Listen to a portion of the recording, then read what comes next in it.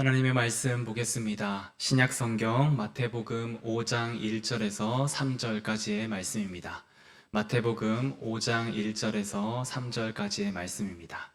짧은 말씀이라 저와 여러분들이 함께 한 목소리로 읽도록 하겠습니다. 예수께서 무리를 보시고 산에 올라가 앉으시니 제자들이 나아온지라 입을 열어 가르쳐 이르시되 심령이 가난한 자는 복이 있나니 천국이 그들의 것임이요. 아멘.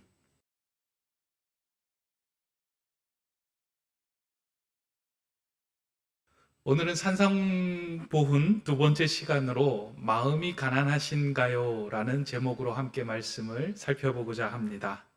지난 주간부터 우리가 산상보훈의 말씀을 함께 살펴보고 있는데요. 산상보훈의 전체 주제는 하나님의 나라입니다. 그 하나님의 나라를 어떻게 우리의 삶 속에서 구현하고 또 실천하며 살아갈 것인지, 그리고 그 하나님의 나라를 소유하는 사람이 누구인지 그런 내용이 기록되어 있는 곳이 산상보훈의 말씀입니다. 예수님의 최고의 관심사는 하나님의 나라였습니다. 그래서 예수님이 공생애를 시작할 때 하셨던 첫 마디가 하나님의 나라가 가까이 왔다라는 선포로부터 그 예수님의 공생애를 시작을 하고요.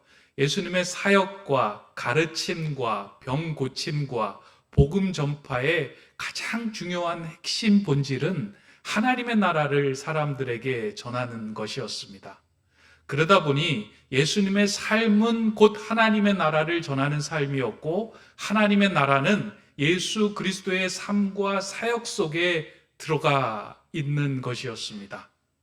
그러한 예수님의 마음이 집대성되어 있고 오롯이 담겨져 있는 부분이 복음서 가운데 산상보훈입니다. 그래서 예수님은 하나님의 나라에 대하여 어떻게 생각하고 있는지, 하나님 나라를 어떻게 살아가야 하는지, 하나님 나라를 살아가는 시민들의 법은 무엇인지를 알고 싶다면 우리는 그 산상보훈으로 들어가야 할 필요가 있습니다.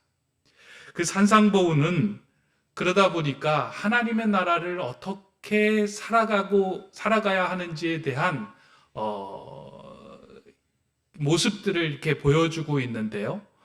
그 안에서 많은 사람들이 이제 예수님이 많은 무리들 앞에서 말씀을 전할 때 그 무리들로 하여금 이 산상보훈의 말씀을 듣고 하나님의 나라로 한 걸음 내딛도록 하게 하는 그 말씀의 초대장이 이제 산상보훈이다라고 말씀을 드릴 수 있습니다. 그런 의미에서 볼 때 산상보훈에서 이제 제일 첫 부분에 해당되는 내용이 우리가 잘 알고 있는 팔복이라고 하는 말씀인데요. 8번의 복선언을 하신 말씀이 이제 산상보훈의 첫 마디에 해당되는 것입니다. 이 팔복을 잘 읽어보면 사실은 단지 우리가 어떻게 복받으며 살아가고 있는지, 복받아야 하는 그 방법과 조건을 이야기한 것이 아니고요. 하나님의 나라에 들어가는 것이 가장 귀한 복인데, 그 하나님의 나라에 들어가는 사람들의 자세와 삶의 상태가 어떠한 상태인지를 보여주는 구절로 우리가 이 팔복을 읽어가야 합니다. 다시 말해서 하나님의 나라는 이렇게 8가지의 조건이 있어야 들어갈 수 있다라고 생각하는 것이 아니고요. 이미 마음 자세와 상태가 어떠한 상태에 놓여 있는지 예수님은 그들의 상태와 마음 자세를 보고 그들에게 하나님 나라로 들어갈 수 있는 초대장을 보여주신다고 하는 내용입니다. 그렇다면 오늘부터 이제 8번에 걸쳐서 팔복의 말씀을 나누어서 함께 살펴보려고 합니다. 이 팔복의 말씀을 통해서 하나님 나라에 들어가는 마음의 그 상태와 자세는 어떠한 것인지를 우리가 좀 살펴보면서 우리의 마음도 그 말씀에 좀 조율되는 시간이 되기를 원합니다. 첫 번째로 예수님은 팔복의 말씀, 그것을 무리들에게 가르치시면서 하나님의 나라가 어떤 사람의 것인지를 이렇게 설명하며 말씀합니다. 마태복음 5장 3절의 말씀인데요. 심령이 가난한 자는 복이 있나니 천국이 그들의 것이며, 심령이 가난한 자가 복이 있고 천국을 그들이 소유하게 될 것이다 라고 말씀을 합니다. 이 산상보훈의 첫 마디에 이 말씀을 둔 것, 그리고 팔복의 가장 앞부분에 해당되는 첫 번째 복으로 이 말씀을 둔 것에는 큰 의미가 있습니다. 이 말씀을 제대로 이해하고 또 이 말씀을 제대로 마음에 담을 때에만이 우리가 예수님께서 말씀하신 하나님의 나라가 무엇인지, 그리고 팔복의 은혜가 무엇인지 그 문을 열고 들어갈 수 있는 열쇠와 같은 말씀이기 때문입니다. 우리의 마음이 심령이 가난할 때에, 우리의 마음이 온전히 하나님을 향하여 비워질 때에만 이제 앞으로 전해지는 하나님의 말씀을, 예수님의 말씀을, 선포를 마음에 담고 그 하나님의 나라를 살아갈 수 있는 삶이 된다는 것입니다. 그러다 보니까 이 말씀이 팔복으로 들어가는 가장 핵심적이고 근본적이고 토대가 되는 말씀이다라고 우리가 이해하며 이 말씀에 집중을 해야 합니다. 적절한 비유일지 모르지만 이해를 돕기 위해 이러한 예를 좀 드려보도록 하겠습니다. 이전에 이제 그 유명한 선승이 있었는데 그 선승은 이게 깊이가 있어서 그 사람이 던지는 말 한마디에 많은 사람들이 이제 깨달음을 얻게 되었습니다. 그러다 보니 많은 사람들이 찾아와서 그 선생에게 한 말씀을 요청할 때가 참 많이 있었습니다. 그런데 이 선생이 그 자신을 찾아온 사람들에게 요구한 것이 있는데 그것이 무엇이냐면, 나를 만나려거든 저기 물땅에 가서 3,000배를 하고 와라 라고 하는 그 이야기를 합니다. 사실 말이 3,000배이지 그 3,000배를 하려고 하면 열심히 하면 대략 7시간에서 8시간 정도의 시간이 걸린다고 합니다. 그래서 처음 호기 어리게 이 3,000배를 시작했던 사람들이 이제 처음 시작하면서 마음속에 여러 가지 갈등이 생긴다는 거예요. 내가 그 한 말을 듣기 위하여 이렇게 힘든 일을 걸어가야 하나?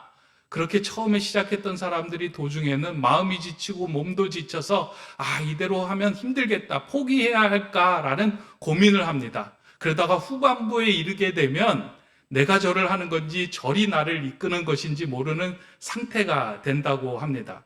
그런 상황 속에서 어떤 사람들은 그냥 마음의 깨달음을 얻고 그 선승을 만나지 않고 내려가는 사람들도 있고요.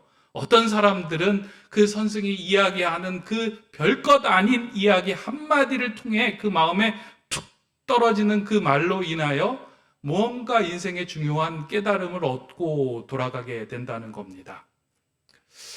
이게 주는 의미가 이런 의미이죠. 우리의 마음이 온전하게 비워질 때, 그 비워진 것 위에 무엇인가 떨어질 때 그 떨어지는 것이 이전에 경험하지 못했던 새로운 것들을 보게 하는 새로운 눈과 새로운 귀가 열리게 되는 일이 된다라는 것입니다.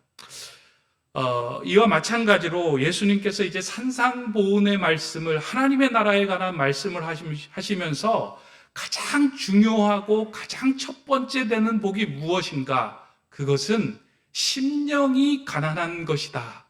그렇게 심령이 가난한 자에게 하나님의 나라가 임하고 하나님의 나라를 소유하는 복을 얻게 될 것이다 라고 선포하게 된 것입니다. 지난주에도 제가 말씀을 드렸지만 사실 오늘 예수님께서 말씀을 선포하는 이 자리에 나온 무리들의 그 대상들을 살펴보면요, 모두 다 그들은 가난한 사람들이었습니다. 그 당시에 사회로부터 인정을 받지 못하고요, 소외된 계층이었기 때문에 예수님을 통하여 자신의 마음속에 있었던 무엇인가 필요를 채우고자 했던 마음들이 그득했던 사람들입니다. 어떻게 보면 그들을 자세히 들여다보면 육신적으로는 엄청 가난했던 사람들이지만 그들의 마음속에는 예수님을 통해서 자신의 필요를 무엇인가를 채우고자 했던 그들의 마음으로 가득했던 사람들이 그 사람들이라는 겁니다. 다시 말해서 그 당시의 사회적 통념으로는 내가 지금 부족한 것들을 채우는 비결을 깨달아서 세상 속에서 저 사람이 복 있는 사람이구나, 저 사람이 인정을 받는 사람이구나 하는 그 비결을 얻어서 돌아가기 위하여 예수님 앞에 섰던 사람들이 모인 무리들이라는 겁니다. 그런 사람들을 향하여 예수님은 그 당시의 사회적인 통념을 깨는 말씀을 하신 것입니다. 가난함을 벗으러 그 자리에 왔는데 그들을 향하여 가난한 자가 복이 있다라고 말씀하신 것입니다. 물론 심령이 가난한 자가 복이 있다라고 말씀을 하셨지만 그들의 귀에는 나는 가난함을 벗으러 왔는데 가난한 자가 복이 있다라고 하시는 그 예수님의 말씀이 이해하기 힘든 말씀으로 분명히 들렸을 것입니다. 나의 가난함을 해결하고 사회적으로 복을 얻고 필요를 채우며 넉넉한 상태로 살아가는 것을 복이라고 이야기하고 여기까지 달려왔는데 갑자기 가난한 자가 복이 있다라고 하신 그 예수님의 말씀에 의아했을 것입니다. 잘 이해도 되지 않았을 겁니다. 그럼에도 불구하고 예수님은 확신을 담은 그 확신에 찬 목소리로 그들을 향하여 이야기합니다. 심령이 가난한 자는 복이 있다. 그들이 하나님을 소유하게 될 것이다. 라고 말씀을 합니다. 그러면서 그들에게 심령이 가난한 자가 어떠한 사람인지를 알 수 있는 단어를 사용해서 그들에게 말씀을 전해주시는데요. 예수님이 사용한 가난한 자라고 하는 단어에서 예수님께서 사용했던 단어 헬라어는 푸토코이라고 하는 단어입니다. 그 당시에 가난함을 뜻하는 단어가 여러 가지가 있습니다. 그럼에도 불구하고 이제 예수님은 심령이 가난한 자라고 할 때 그 가난함, 그것에 대해서 푸토코스, 그러니까 가난한 자는 푸토코이라는 말로 이제 설명을 했는데요. 이 푸토코이라는 단어를 대중들에게 던졌을 때 그들은 이 단어가 무엇을 이야기하는지 그들은 이해했을 겁니다. 예수님이 사용하셨던 이 푸토코이는 단순한 가난함을 의미하는 단어가 아니었습니다. 가난함에도요, 이렇게 레벨이 있잖아요. 그런데 이 가난함을 이야기하는 것은 가장 바닥인 상태예요. 그러니까 어떤 의미냐면 재정적으로 파산 상태가 되어서 더 이상 내 힘으로는 살아갈 수 없기에 두 손 두 팔 다 들고 나는 파산 신청을 합니다. 라고 재정의 파산 신청을 하고 거지로 살아가는 상태를 이 푸토코이라고 이야기를 하는 거예요. 다시 말해서 나는 이제 거지가 되었습니다. 당신의 도움 없이는 나는 하루하루를 연명할 힘도 없고 능력도 없는 존재입니다. 라는 말이 이 푸토코이다라는 단어예요. 그래서 이 가난한 자가 복이 있다라고 이야기를 던지시면서 예수님께서 심령이 가난한 자가 복이 있다라고 이야기하며 그 앞에 마음이라는 단어를 첨부해서 그들에게 들려주신 겁니다. 아마 푸토코이라는 단어를 이해했던 사람은 심령이 가난한 자, 그것이 어떠한 것이 이야기하는지를 이해하고 이렇게 차릴 수는 있었을 겁니다. 물론 깊은 그 의미는 다 알 수는 없지만 재정적으로 가난하고 재정적으로 파산 신청한 것이 푸토코이라면 마음의 푸토코이는 이런 것이겠다라고 생각을 했을 것입니다. 마음의 푸토코이란 육신의 푸토코이처럼 내게 있는 마음을 다 써버려 더 이상 내 힘으로 할 수 없는 상태임을 알고 두 손을 들고 영적으로 파산 신청을 한 상태, 그것이 마음의 가난한 마음의 푸토코이입니다. 예수님께서는 하나님의 나라가 이렇게 마음의 푸토코이, 마음의 파산 신청을 한 그 자리에서 시작된다라고 전한 것입니다. 산상보훈의 첫 구절로 이 말씀을 언급하고 있는 것은 아주 중요한 영적인 원리가 이 안에 담겨져 있습니다. 하나님의 나라를 살아가기 위하여, 하나님의 나라를 끌어당겨 내 안에서 그 은혜와 경험을 누리기 위하여 가장 기본이 되는 영적인 원리는 무엇이냐면 내 마음의 파산 신청을 주님께 한 자에게 하나님의 나라가 경험되고 하나님의 나라가 시작된다라는 것입니다. 예수님 앞에 모인 무리들은 모두 가난한 사람들이었지만 실상 그들의 마음은 가난하지 않았습니다. 여러분, 재정이 가난하다라고 해서 마음까지 가난하지 않습니다. 그들은 마음이 가득했습니다. 근데 그들의 마음이 가득하다는 것은 영적으로 부유해서 가득한 것이 아니고요. 예수님을 통해서 나의 필요를 채우고자 하는 그 가난함에 대한 열망이 가득했던 거예요. 나의 필요, 내가 원하는 것, 나에게 필요한 재산, 나에게 필요한 모든 것들을 예수님을 통해서 채우고자 하는 그 마음으로 가득했기 때문에 진정으로 예수님이 원하고자 했던 그 하나님의 나라, 진정으로 예수님께서 우리에게 주시고자 했던 영적인 깊은 생수를 끌어올릴 그런 마음의 여유가 없었던 겁니다. 그 마음을 온전히 비우고 하나님께 영적인 파산 신청을 한 자에게 하나님의 나라는 이제 시작될 것이다 라고 그들에게 선포한 것입니다.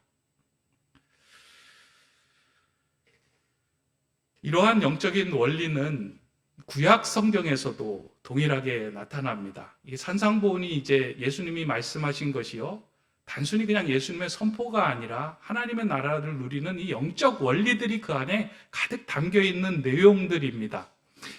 지난주에도 말씀을 드렸듯이 이제 그 산상보훈, 예수님이 산 위에 올라가서 율법을 가르치시고 말씀을 전하시는 그 모습을 학자들은 모세가 시내산에 올라서 하나님으로부터 말씀을 받고 그 모인 무리들에게 가르쳤던 것하고 비유하고 대조하면서 이제 설명을 해 나갑니다. 같은 원리, 같은 맥락 영적인 원리가 있다라고 이야기를 합니다. 그래서 출애굽기의 내용을 자세히 읽어보면요, 출애굽기에 여러 가지 사건과 이야기가 나오는데 그냥 그 사건과 이야기들은 단지 지나가는 사건과 지나가는 이야기가 아니에요. 하나도. 그 안에 하나님 나라의 백성으로 어떻게 살아가야 하는지 영적인 원리들을 다 담아서 하나님께서 그 한 사건을 통하여 예표로 이스라엘 백성들에게 보여주시는 거예요. 앞으로 이런 일이 생기면 너희들은 이렇게 살아가야 해. 하나님의 백성은 이와 같은 마음을 가져야 해 하면서 한 사건과 이야기를 통해서 그것을 다 보여줍니다. 오늘 예수님께서 말씀하신 이 심령이 가난한 자가 복이 있다 하신 이 말씀과 영적인 맥을 같이 하고 있는 출애굽기의 사건이 하나 있는데요. 출애굽기 17장에 나오는 사건입니다. 여러분들도 이제 한번 집에 돌아가셔서 한번 이렇게 차분하게 읽어보시면 좋을 텐데요. 출애굽기 17장을 보면 출애굽한 이스라엘 백성이 이제 광야를 지나다가 처음으로 전쟁의 상황에 부딪히는 장면이 나옵니다. 그러니까 아말렉이라고 하는 족속이 이스라엘을 쳐들어와서 그들을 말살하려고 덤벼드는 그 장면이 다가오는데요.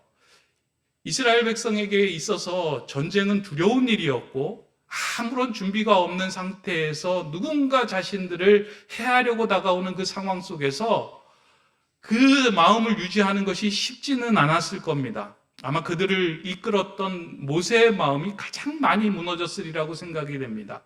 근데 이 상황에서 모세가 이와 같은 전쟁에서, 이와 같은 어려움에서 어떻게 내가 이것을 해결해 나갈 수 있을까 고민을 하며 마음을 씁니다. 그러면서 모세는요, 이 상황을 통하여 하나님께서 원하시는 중요한 교훈과 영적인 원리가 있겠다라는 생각에 깊은 고민을 하면서 결론을 내립니다. 그 결론이 무엇이냐면, 여호수아 당신은 나가서 전쟁을 하고 나는 하나님의 지팡이를 쥐고 산에 올라서 기도하겠다라고 이야기를 합니다. 성경을 읽다 보면 오해할 수 있는 부분이기도 한데요. 어떤 사람들은 이렇게 하나님이 말씀하셨기에 그 모세가 산에 오르고 여호수아가 나가서 싸웠을 것이다 라고 이야기하는데, 이 부분까지 하나님이 등장을 하지 않습니다. 그러니까 모세가 깊은 고민 끝에 하나님께서 이 일을 통하여 우리 이스라엘 백성들에게 하시고자 하는 메시지가 있을 것이다 라고 생각을 하여 선택한 내용이 여호수아는 전쟁을 치르고 나는 기도를 하겠습니다 라고 선포하며 각자의 역할을 분담을 합니다. 그런데요, 놀라운 일이 이제 벌어지기 시작을 합니다. 여호수아가 나가서 전쟁을 하고 모세가 산에 올라가서 하나님을 향하여 기도를 하는데요, 하나님을 향하여 모세가 두 손을 들고 기도하면 이스라엘 백성들이 승리를 합니다. 근데 모세가 피곤하여 손을 내리고 좀 쉬고 있으면 어떻게 돼요? 이스라엘 백성들이 다 패배하고 막 쓰러드는 상황이 일어납니다. 그래서 다시 모세가 손을 들죠. 손을 들고 그 손이 내려오지 않도록 옆에서 아론과 훌이 그 손을 들고 그 전쟁에서 승리하는 기이한 경험을 합니다. 근데 이 경험이 끝나고요, 이제서야 하나님이 등장하셔서 그 이후에 이런 말씀을 합니다.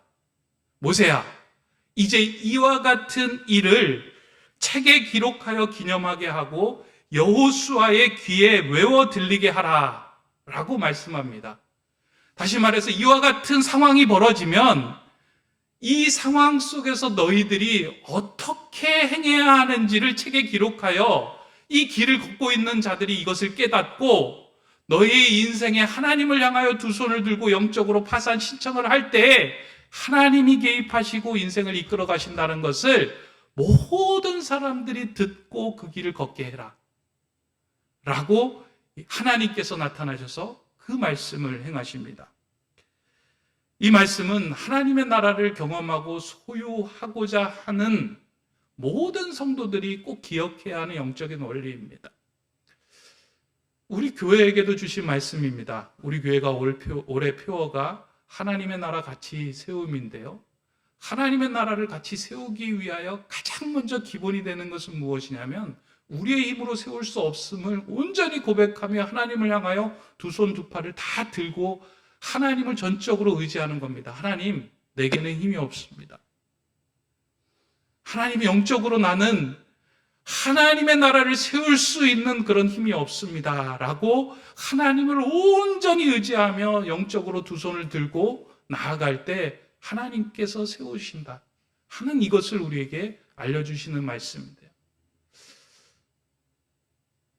그런가 하면 오늘 말씀은 저는 지난 주간에 이 말씀을 생각을 하면서 과연 나는 하나님을 향하여 영적으로 파산 신청을 하며 두 손을 들고 목회를 하고 있는 삶을 살고 있는가? 나는 정말 마음이 가난한 상태로 지금 내가 목회를 하고 있는가? 한동안 돌아보는 시간을 갖게 되었습니다. 제가 일본에서 이제 37살에 담임 목회를 시작할 때는요, 아무것도 모르는 상태에서 이제 일본을 간 거예요. 사실 담임 목회를 하면서도 알아야 될 것이 여러 가지가 있잖아요. 장례 예배를 잘 드려야 되는 것도 알아야 하고, 성도님들 이제 목회를 할 때 성도님들이 목장 모임을 잘 해야 되는 것도 알아야 되고, 그 다음에 교역자하고 관계를 가져야 하는 것도 잘 알아야 되고, 말씀도 잘 알아야 되고, 여러 가지 알아야 되는 것들이 많이 있음에도 불구하고 그냥 그런 것들도 제대로 알지 못한 채 이제 담임 목회로 나갔어요. 그러다 보니까 매 순간순간마다 제 마음이 너무 가난한 거예요. 가난하다 보니까 한 가지의 일이 일어날 때마다 제가 하나님을 붙들고 하나님께 도움을 요청하는 일들이 진정으로 이렇게 깊어졌습니다. 그래서 그때는 이제 산보를 하면서 우리 성도님을 위해서 기도도 많이 하고요. 교인들을 위해서 기도하는 시간이 있었는데, 그때 제가 많이 했던 그 일 가운데 하나가 뭐냐면, 산보를 하다가 두 손을 들고 이렇게 걷는 일이었어요.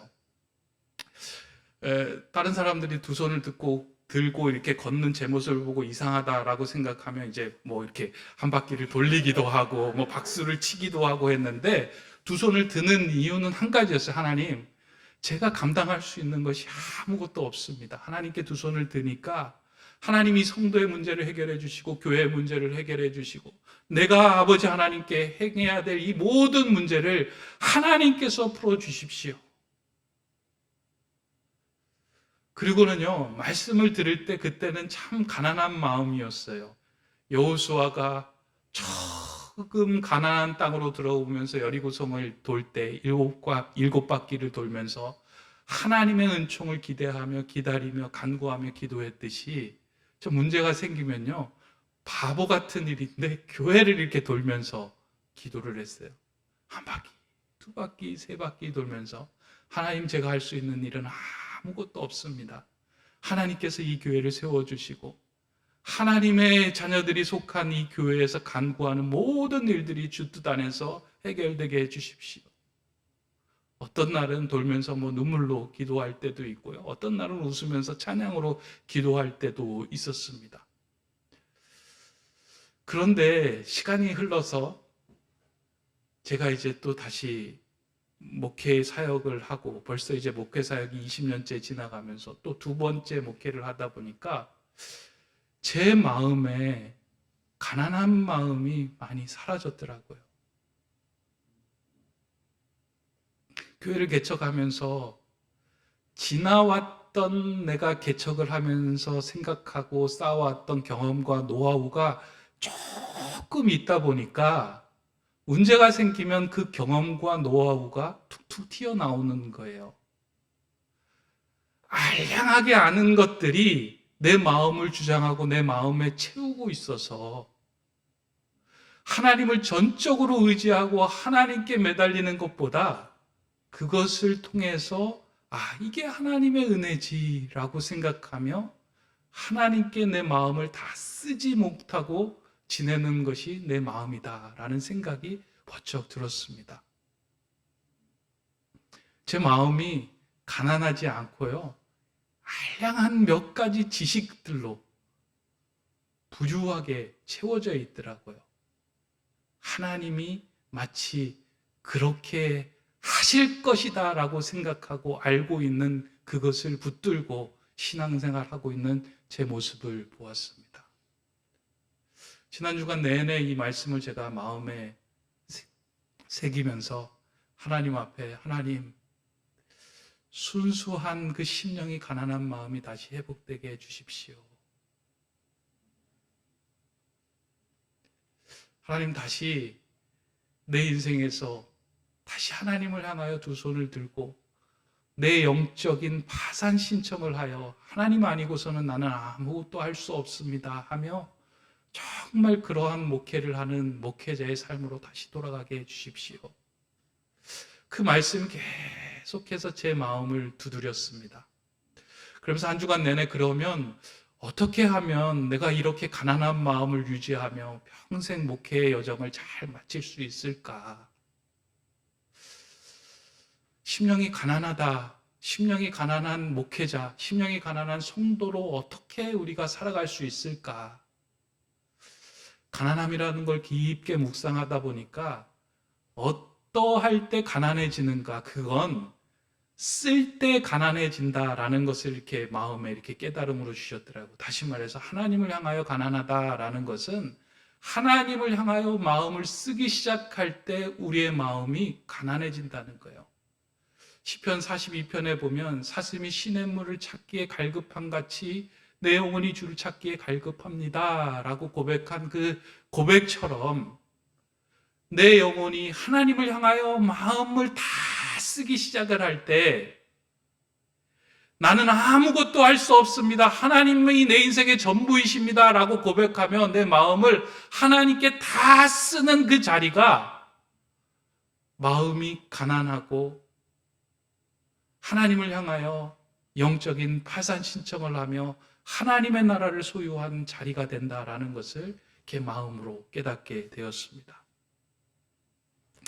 오늘 이 말씀이 물론 목회자인 저에게 가장 먼저 주시는 말씀이기도 한데요.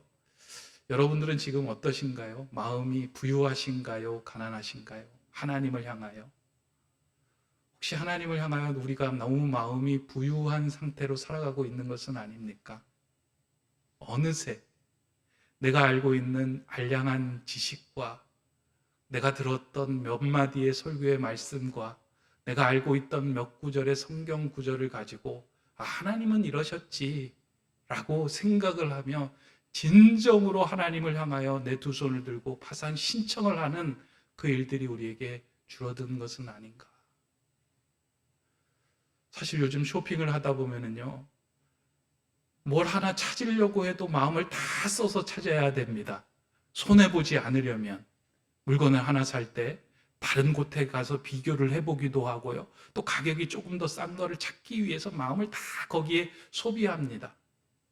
핸드폰을 보면서 온 마음을 다 소비하잖아요. 우리 문제 생길 때 어떻게 해요? 요즘 문제가 생길 때 어떻게 해요? 저는 거의 요즘은 핸드폰이 우리의 인생에 답을 주는 그 도구처럼 되어 있는 것은 아닌가. 무릎이 아파요. 그럼 어떻게? 핸드폰에 딱 무릎 아플 때. 그리고 머리가 아파요. 뭐 귀가 막 들리지 않아요. 갑자기 귀가 들리지 않을 때. 어느 병원이 좋은가? 왜 그런가? 라고 점점 깊게 들어가서 그 지식을 마음에 쌓아놓잖아요. 모든 것들이 이 손 안에 담겨져 있고 그것을 추구하며 살아가고 있다 보니까 절실하게 하나님께 집중하며 하나님을 향하여 우리의 마음을 소비하지 않으며 살아가고 있는 것이 오늘 우리의 모습입니다. 심령이 가난한 자는 우리의 마음을 하나님을 향하여 다 소비하는 자를 의미하는 말입니다. 그리고 내가 더 이상 내 인생을 주관할 수 없기에 하나님께 두 손 두 팔을 들고 하나님의 도움을 요청하고 구합니다. 자녀를 양육하다 보면은 우리의 지식과 생각과 계획으로 되지 않는 부분들이 있습니다. 그럴 때 자꾸 찾다가 우리가 마지막에 매달리는 것이 하나님이잖아요. 하나님께 두 손 두 팔 다 들잖아요. 근데 놀라운 건 하나님 앞에 두 손 두 팔 다 들 때 하나님이 그 아이를 향한 가장 정확한 계획과 길로 인도해 주고 계심을 알게 됩니다. 거기에서 하나님의 나라가 시작이 되는 거예요. 저는 우리 교회가 지금 이제 코로나19 때문에 다 같이 모여서 함께 예배드리지 못하고 있지만 우리 교회에 속한 모든 성도님들이 이 마음 하나는 조율이 됐으면 좋겠습니다. 우리 교회에 속한 모든 성도님들은 하나님을 향하여 온전히 소비하여 심령이 가난하게 살기로 다짐하는 자들. 그 마음이 있을 때 이제 앞으로 이어지는 산상보훈의 말씀과 복과 선언과 모든 것들이 그 마음밭에서 싹이 나고 자라고 성장하게 될 수 있습니다. 그 첫 번째 말씀이 오늘 말씀입니다. 이제 한 주간이 지나면 추석이 다가옵니다. 여러분들 추석 기간 동안 마음이 부유한 상태로 살아가시겠습니까? 마음이 가난한 상태로 살아가시겠습니까? 요즘 추석이 되면 마음이 부유해지십시오. 한가위만 같아라 라고 이야기를 하는데요. 저는 이번 추석에 여러분들에게 도전합니다. 여러분들 마음이 가난한 추석을 보내시면 좋겠습니다. 마음이 가난하다라는 것은요, 하나님을 향하여 마음을 소비하고 사용하는 것도 있지만 하나님의 마음으로 내 주변과 이웃과 아픈 사람들을 향하여 마음을 다 소비하는 것, 그것이 마음의 가난한 상태를 이야기합니다. 하나님이 마음이 가난하여 하나님께 두 손을 들고 요청하는 사람에게 주목하였듯이 정말 우리도 그 한 사람, 흐느끼며 울고 있는 그 사람들을 향하여 마음을 쓰기 시작할 때 우리의 심령이 함께 가난해집니다. 우리 교회는 그런 교회가 됐으면 좋겠어요. 예배당에 나와서 정말 아픔으로 기도하는 그 한 사람, 그 사람을 다른 시선으로 보지 않고 그냥 하나님을 향하여 절망하며 외치는 그 사람을 품고 그 사람을 향하여 마음을 쓰고 응원해주고 기도해주고 격려해주는 그런 심령이 가난한 자가 우리 교회 안에 가득할 때 우리 교회는 하나님의 나라를 세우는 은혜 공동체가 될 것입니다. 그 심령이 가난한 자, 마음이 가난한 자, 그것이 저와 여러분들이 되시기를 소망합니다. 이번 한 주간 마음을 다 쓰시고 심령이 가난한 상태로 다시 다음 주에 이 예배 자리에 참여하는 저와 여러분 되시기를 주님의 이름으로 축원합니다. 기도하겠습니다. 사랑의 하나님, 세상을 향한 탐욕으로 가난해진 우리의 마음을 비워주시고 하나님을 향한 열망으로 가난한 마음이 가득 차게 하여 주시옵소서.